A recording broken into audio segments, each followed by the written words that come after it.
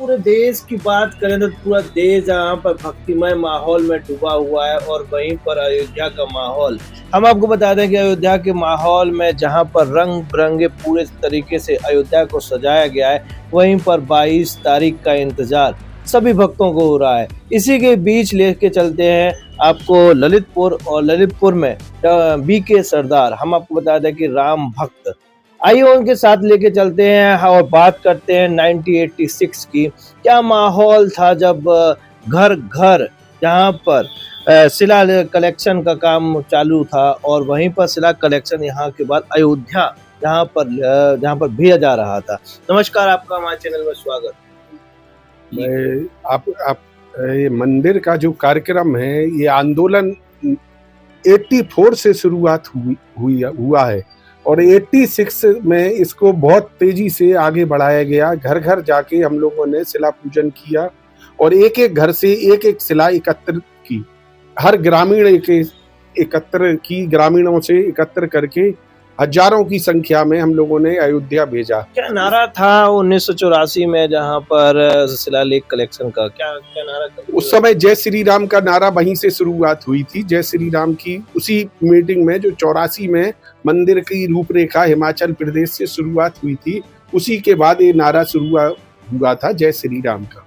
जी, कितना कलेक्शन ललितपुर से जहाँ पर शिलालेख का हजारों की संख्या में ग्रामीणों से एकत्र करके अयोध्या भेजे गए थे। अच्छा, 86 में कलेक्शन होने के बाद 90 के बीच का अंतराल में क्या क्या हुआ? इसमें राम ज्योति यात्रा निकाली गई। जागृति के लिए ग्रामीणों से हर गांव-गांव में संपर्क किया गया, जागृति पैदा की गई। तब एक 90 में एक बहुत बड़ा आंदोलन खड़ा किया गया। उसी आंदोलन के तहत 9 नवंबर को ललितपुर में प्रथम गिरफ्तारी हुई थी हमारी। यहाँ हम आपको बता दें कि जहाँ पर 9 नवंबर 1990 को यहाँ पर प्रथम गिरफ्तारी यहाँ पर बीके सरदार जी की भी हुई थी और वहीं पर इतने सालों से जहाँ पर संघर्ष कर रहे हैं नीशू भाई, जहाँ उसके बाद 22 तारीख का इंतजार यहाँ पर पूरे भक्त कर रहे हैं। वहीं आपको बताने के राम निर्माण को लेकर पहले भी कई ऐसे आंदोलन हो चुके हैं और कई ऐसे लोग इसके बीच गिरफ्तार भी हुए हैं, लाठीचार्ज भी हुई है, क्योंकि उस समय का दौर अलग ही था।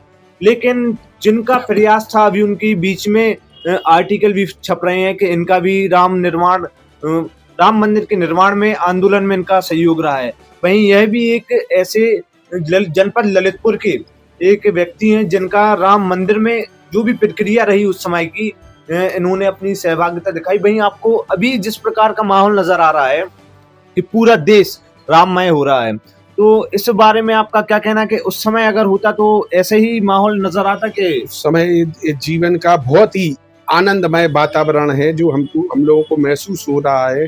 जो हम लोगों ने इतना लंबा संघर्ष किया है, उस संघर्ष का फल इसी जन्म में हम लोगों को मिल गया है। तो इसके लिए हम लोग बहुत सौभाग्यशाली हैं। जो 500 वर्ष बाद हम लोगों को सौभाग्य मिला है, इसके लिए हम लोग हमेशा इस आंदोलन के माध्यम से जो यहाँ तक पहुंचे हैं, उसमें इस सरकार की भी महत्वपूर्ण रोल है। वहीं हम आपसे अभी एक चीज और पूछ लें कि जिस प्रकार से 500 साल बाद वापस राम जी अयोध्या आ रहे हैं, जैसे उस समय में अयोध्या बहे आए थे 14 वर्ष के बाद अपना वनवास पूरा करके, अब इस युग में जो 500 साल बाद वापस उनके मंदिर का निर्माण हो रहा है, तो इसका कैसा हर्ष और 22 तारीख को क्या माहौल रहेगा अपने जनपद का? इससे ये अलग से राममय वातावरण रहेगा। पूरे जिले में हर मंदिरों में एक कार्यक्रम आयोजित किए जा रहे हैं। सुंदरकांड, अखंड रामायण, रामधुन, प्रसाद वितरण, सभी बड़े बड़े मंदिर से लेकर छोटे मंदिरों तक हर गली के मंदिर में एक कार्यक्रम आयोजित किए जा रहे हैं। वहीं विकास जी, और भी कई ऐसी बातें हैं पुराने जिस समय में इनकी हैं, आप बताइए। जी, 1990 की बात करें तो क्या दायित्व था आपका? उस समय हम युवा मोर्चा के जिला अध्यक्ष थे और हमारे साथ उरई में 167 कार सेवक बंद थे और हम लोगों को वहां भी काफी प्रताड़ित किया गया। लाठीचार्ज हुई, गोली चलाई गई हम लोगों के ऊपर। काफी कष्ट में हम लोग लंबे समय तक रहे। उत्तर प्रदेश में सबसे लंबा समय जेल में हमारा रहा है। अच्छा, वहीं पर दायित्व की बात करें, दायित्व में आप जहाँ पर युवा मोर्चा के में पदाधिकारी थे और वहीं पर क्या काम था आपका? देखा जाए तो क्या काम आपको मिला था कि क्या कराना है, जैसे कि कुछ सेवादारों का जहाँ पर भोजन कराना था और अयोध्या में, और इस प्रकार ललितपुर में आपको क्या दायित्व दिए? ललितपुर में आंदोलन की शुरुआत ही 30 तारीख को आंदोलन की जाना था। राम कार सेवा की तारीख फिक्स की गई थी, लेकिन उसके पहले ही 9 नवंबर को हमारी गिरफ्तारी हो गई है। एक कार्यक्रम राम ज्योति यात्रा की मीटिंग करके राजमाता को विदाई करके आए, चंदेरी से लौटकर उसी समय गिरफ्तार कर दिया गया। उसके बाद तैयारी जेल में हुई, तैयारी बाहर हो ही नहीं पाई। और वहीं पर 22 तारीख को आपने बताया कि जिस प्रकार सुंदरकांड के बाद और सांस्कृतिक और कार्यक्रम होगा, धार्मिक कार्यक्रम होगा। धार्मिक कार्यक्रम का 21 तारीख से क्या कार्यक्रम का 22 तारीख को सुबह तुबन मंदिर सरकार पर सुंदरकांड का पाठ होगा।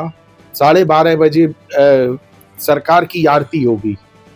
आरती के बाद विशाल प्रसाद वितरण किया जाएगा। अच्छा, वहीं पर लाइव टेलीकास्ट क्या व्यवस्था दिखाने की पूरी व्यवस्था की गई है। पूरे भक्तों की बैठने की, प्रसाद की, जलपान की पूरी व्यवस्था की गई है। दिन पे शाम को दीपमाला का कार्यक्रम आयोजित किया गया है मंदिर।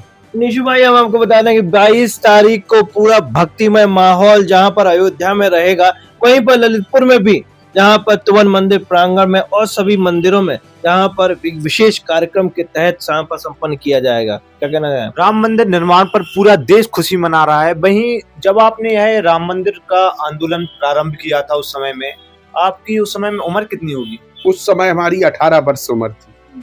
और आपने दिमाग में आप मतलब आपकी एक टीनेजर से आप हुए थे, तो 18 वर्ष में आपको राम मंदिर निर्माण आंदोलन में सहयोग या फिर उसमें घुसने के लिए कैसे आपका मूड बना है? 12 साल की उम्र से हम लगातार तुवन मंदिर से जुड़े हुए हैं। भगवान के प्रति बिल्कुल समर्पण भाव जब हम 12 साल की उम्र में थे, उस समय से हम तुवन सरकार से जुड़े हुए हैं। प्रत्येक शनिवार मंगलवार को हमारे दर्शन होते हैं। सुंदरकांड का पिछले 11 साल से लगातार सुंदरकांड का पाठ हो रहा है।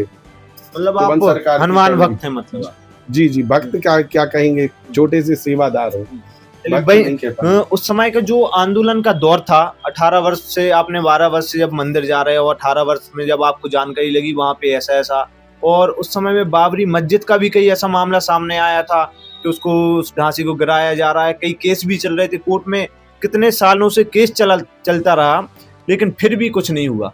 लेकिन जब आप भी आंदोलन में उतरे और भी इधर उधर के व्यक्ति भी साथ में रहे, तो उस समय में सब व्यक्ति आते, तो वो चर्चाएं किस प्रकार की होती राम मंदिर निर्माण की? वहां पे मस्जिद का कोई सवाल नहीं था, वो तो एक ढांचा था, वो कोई मस्जिद नहीं थी, तथाकथित ढांचा था जो कि एक देता था संदेश के हम लोगों के साथ क्या अन्याय हुआ है। हमारे मंदिर को हटा के एक ढांचा खड़ा कर दिया गया था। ना तो उसमें कभी नमाज पढ़ी गई थी, ना उसमें नमाज के लिए कोई आता था। सिर्फ हम लोगों को दूसरी पार्टियों के दबाव में इस प्रकार का कष्ट झेलना पड़ता था। और उस समय की और इस समय की राजनीति में क्या अंतर देखने को मिलता है? इस समय वातावरण आपको राम राज्य दिख रहा है, उसका वातावरण आपको दिख रहा है, मंदिर बन रहा है, तो अलग से एक वातावरण पूरे भारतवर्ष का दिख रहा है। फर्क आप जनता देख रही है। चलिए सोनी जी, और आपका क्या कहना रहेगा कि अभी जो 22 तारीख को भक्तिमय माहौल रहेगा पूरा देश में?